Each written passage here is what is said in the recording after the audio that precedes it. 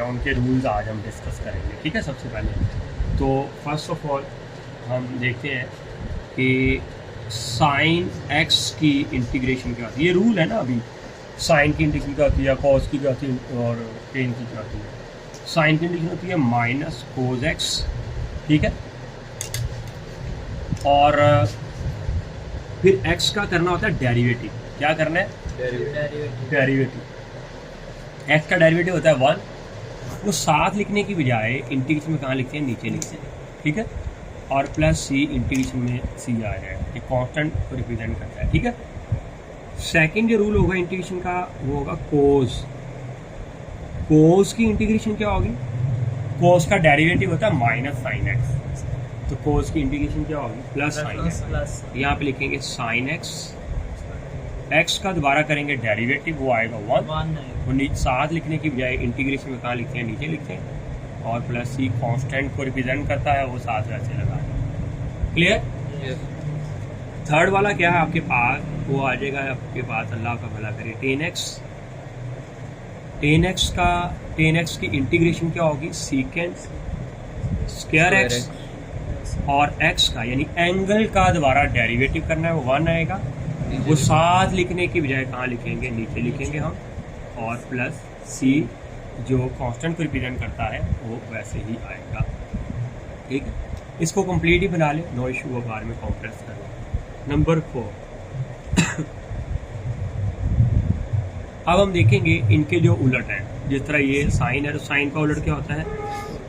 Cosec x D x. Cosec की integration क्या होगी?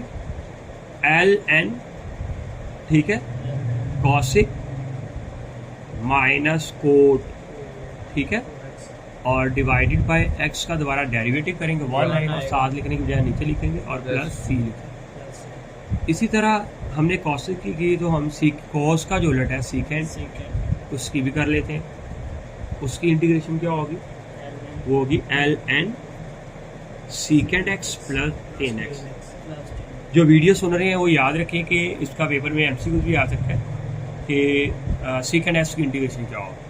ये कोई भी एमसीक्यू के तौर पर भी इसमें पूछ सकता है। ठीक है, आपने भी इस चीज़ को याद रखना है। ठीक है, पेपर में आ सकता है। एक्स का दोबारा करेंगे तो क्या आएगा? 1, साथ लिखने की बजाय कहाँ लिखेंगे? नीचे, प्लस सी आएगा। क्लियर? उसके बाद छठा है, एक ही रह गया, टेन का उलट क्या होता है? कोड। क्लियर? और डी एक्स। कोड की इंटीग्रेशन क्या होगी? इसकी इंटीग्रेशन होती है एल एन साइन एक्स, यानी माइनस आएगा, minus L N sine x आएगी, प्लस सी।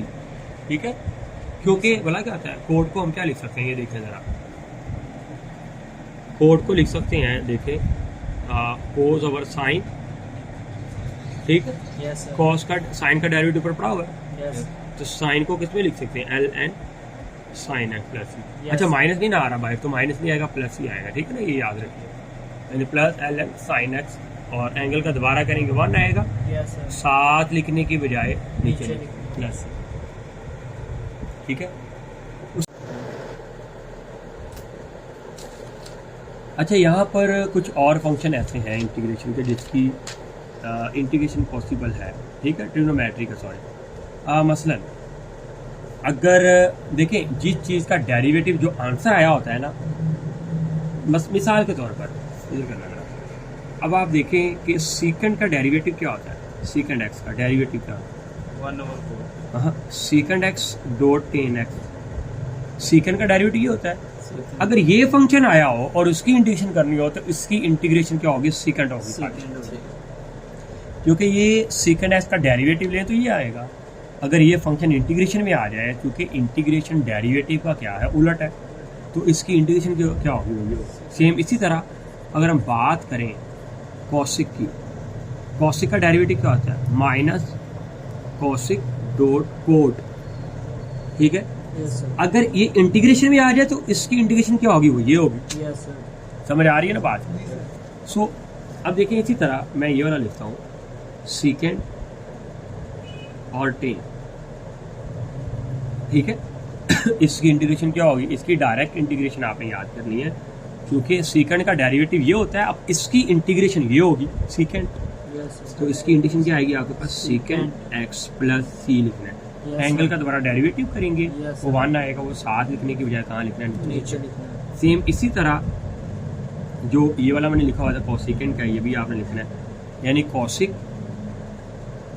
आ जाए डॉट कोट आ जाए, तो इसकी भी डायरेक्ट इंटीग्रेशन आपके पास पॉसिबल है। वजह क्या है, क्योंकि ये डेरिवेटिव किसका है, कॉसिक का, तो फिर इसकी इंटीग्रेशन क्या होगी, कॉसिक, तो क्या होगी इसकी इंटीग्रेशन माइनस में आएगी, क्योंकि ये इसका डेरिवेटिव माइनस में है, तो इसकी इंटीग्रेशन भी किस में आएगी, माइनस में आएगी। तो क्या लिखेंगे आप, कॉसिक लिखेंगे, नीचे लिखेंगे 1x का और प्लस ही आएगा, ठीक है। अच्छा, ये हो गए कुछ और फंक्शन। अब याद रखना है आपने कि हमारे पास एक और ऐसा फंक्शन है जो किसी ट्रिग्नोमेट्रिक फंक्शन का डेरिवेटिव तो है, अब उसकी इंटीग्रेशन क्या होगी, वो उलट होगी। मसलन मैं आपको ये कहता हूँ कि मेरे पास जो टेन है ना, टेन का डेरिवेटिव क्या है, वो है सीकेंट स्क्वायर एक्स, पता है ना आपको। yes, तो अब सीकेंट स्क्वायर की जो इंटीग्रेशन होगी वो क्या होगी, टेन हो गया। वो देखिए कैसे, देखिए सीकेंट स्क्वायर अगर इंटीग्रेशन में आ जाए वो क्या होगा, 10x होगा। एंगल का दोबारा करेंगे तो क्या आएगा, 1 प्लस सी। इसी तरह इसमें एक और रूल है डेरिवेटिव, मैं आपको डेरिवेटिव का साथ साथ करवा के वीडियो बनाने का मकसद भी यही है कि ये सारी चीज़ें डिटेल से एक वीडियो के अंदर आ जाए कि डेरिवेटिव और इंटीग्रेशन का आपस में लिंक क्या है ट्रिग्नोमेट्रिक फंक्शन में, ठीक है, आपको पता चल जाए सारी चीज़ों का। इसी तरह कोट एक्स, इसका डेरिवेटिव क्या होगा, माइनस कॉसिक स्क्वायर एक्स, तो कॉसिक स्क्वायर एक्स की इंटीग्रेशन क्या होगी, वो कॉट एक्स होगी। समझ आ रही बात की। इसी तरह अगर हम देखें कॉसिक स्क्वायर एक्स, इसकी इंटीग्रेशन क्या होगी, माइनस कोट एक्स, एक्स का दोबारा करेंगे 1 और प्लस, ठीक है। तो ये हो गया फंक्शन। अब याद रखना है आपने सीकेंट स्क्वायर और कॉसिक स्क्वायर आ गया। आप सोच रहे होंगे सर साइन स्क्वायर क्यों नहीं आया, कॉस स्क्वायर क्यों नहीं आया, तो याद रखें, रिमेंबर, याद रखना है आपने क्या कि साइन स्क्वायर और कॉस स्क्वायर और टेन स्क्वायर, इन तीनों स्क्वायर फंक्शन की इंटीग्रेशन पॉसिबल नहीं है, ठीक है। यहाँ आप लिख रहे हैं इंटीग्रेशन और sine square cos square ten square is not possible, ये पॉसिबल नहीं है। लेकिन अगर आ जाए तो क्या करेंगे, अगर आ जाए तो क्या करेंगे, साइन स्क्वायर आ गया इंटीग्रेशन में, क्या करना है, अगर साइन स्क्वायर आ गया है तो आपने एक फॉर्मूला लगाना है, 2 साइन स्क्वायर एक्स किसके इक्वल होता है, 1 माइनस कोस 2x के। 2 को तो डिवाइड कर दो, ये फर्स्ट ईयर में पढ़ा हुआ है हमने फॉर्मूला, 2 इधर आकर डिवाइड हो गया। अब साइन स्क्वायर की जगह पे ये लिख सकते हैं, कोस की इंटीग्रेशन पॉसिबल है, 1 की है तो साइन स्क्वायर की जगह पर ये लिखेंगे। बस आपने ये याद रखना है कि साइन स्क्वायर आ जाए तो आपने क्या लगाना है, वही वाला फॉर्मूला लगाना है। इसी तरह अगर कॉस स्क्वायर आ जाए तो क्या करना है, यानी 2 कॉस स्क्वायर एक्स किसके इक्वल होता है, 1 प्लस कोस 2x, ये फार्मूला है बेटा, ठीक है, ये आइडेंटिटी है, तो इसके अब 2 को उधर क्या करना है आपने डिवाइड कर दे, समझ रही बात की। तो कॉस स्क्वायर की जगह पे क्या लगाएंगे, 1 प्लस कॉस 2x, ठीक है। अच्छा, अगर आ जाए टेन